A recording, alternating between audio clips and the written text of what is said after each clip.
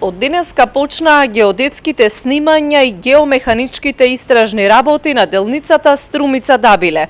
Во следните 5 денови, овој патен правец, кој е дел од магистралниот пат А2, ќе има и изменет сообраќаен режим во периодот од 5 часот наутро до пладне.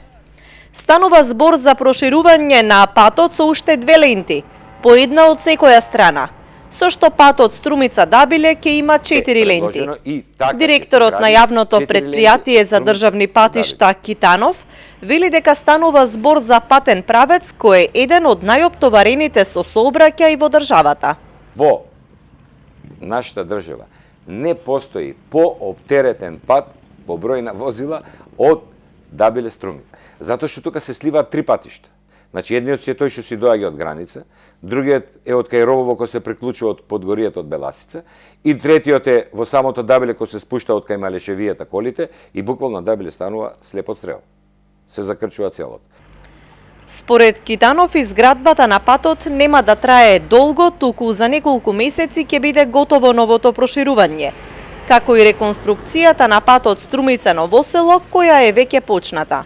Побарав на име и со однос на резултатите што се беа добиени од бројачите, да се преземат други чекори и во соработка со општината го почегувавме веќе во завршна фаза се проектните документации е предложено и така ќе се гради 4 ленти од Струмица до Дабиле. Новиот магистрален пат до бугарската граница ќе се проектира по сосема нова траса, која нема да минува низ населените места.